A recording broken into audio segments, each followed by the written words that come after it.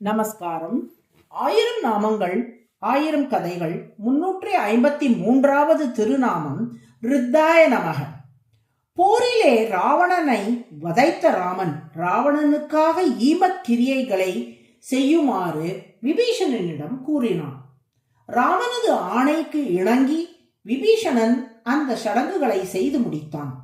உடனடியாக விபீஷணனுக்கு பட்டாபிஷேகம் செய்து வைக்க வேண்டும் என்று விரும்பினான் ராமன்.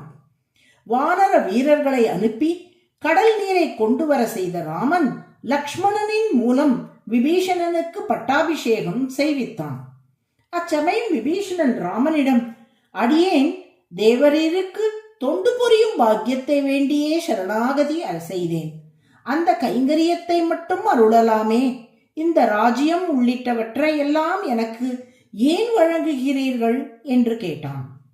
அப்போது ராமன், விபீஷணா, எனது பக்தன் நன்கு செல்வ செழிப்போடு இருப்பதை பார்த்தால்தான் நான் செல்வ செழிப்போடு இருக்கும் உணர்வு எனக்கு ஏற்படுகிறது. அதனால் நீ கேட்ட கைங்கரியத்தை எந்த குறையும் இல்லாமல் உனக்கு நான் அருளுகிறேன். அதில் சந்தேகமே வேண்டாம்.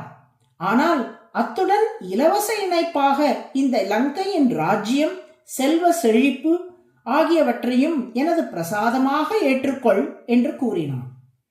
அப்போது ஹனுமான் விபீஷணனிடம், உங்களுக்கு நினைவிருக்கிறதா, நாங்கள் திருப்புல்லானி கடற்கரையில் இருந்தபோது நீங்கள் வந்து நம் ஸ்ரீ ராமபிரானை சரண் அடைந்தீர்கள். அப்போது உங்களை அங்கீகரித்து ஏற்றுக்கொண்ட உடனேயே தனது விருப்பத்துக்கு அடையாளமாக அங்கே கடற்கரையிலேயே வைத்து இலங்கையின் மன்னனாக உங்களுக்கு பிரபு முடிசூட்டி வைத்தார் அல்லவா? இப்போது அதிகாரபூர்வமாக நீங்கள் முடிசூடி கொள்ள வேண்டும் என்பது அவரது விருப்பம் என்று கூறினார்.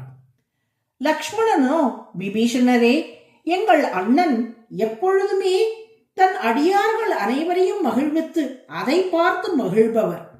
அதனால் தானோ என்னவோ 14 வருடங்களுக்கு முன் தன்னை தேடி வந்த ராஜ்யத்தை தூக்கி எறிந்துவிட்டு தனது அடியார்களை நாடி வந்து அவரவருக்குரிய ராஜ்யங்களை பெற்றுக் கொடுத்து வருகிறார்.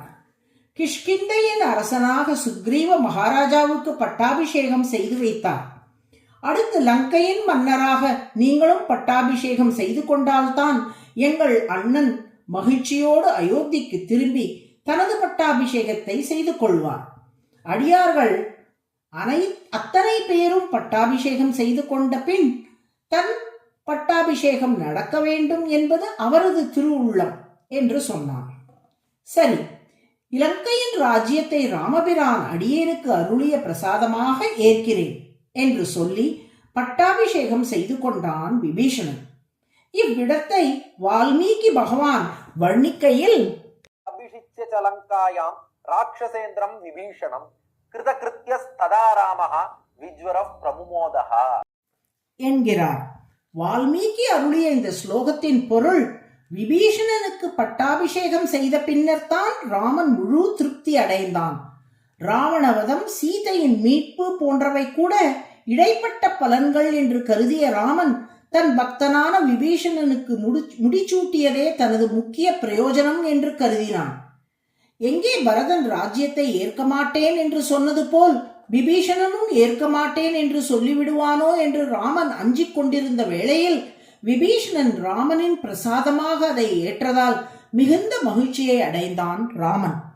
இப்படி அடியார்களை செல்வ செழிப்பு நிறைந்தவர்களாக ஆக்கி அதையே தனது செழிப்பாக எண்ணி மகிழ்வதால் திருமால் ரித்தக என்று அழைக்கப்படுகிறார்.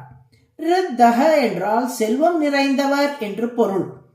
பக்தர்களின் செல்வத்தால் தானும் செல்வம் நிறைந்தவராக இருப்பவர் என்ற பொருளில் ரித்தக என்று திருமால் அழைக்கப்படுகிறார்.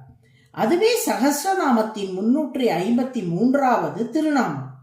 ரித்தாய நமக என்று தினமும் சொல்லி வரும் அன்பர்களுக்கு இவ்வுலக செல்வமும் அவ்வுலக செல்வமும் குறைவின்றி நிறையும்படி திருமால் அருள் புரிவார். நாராயண நாராயண.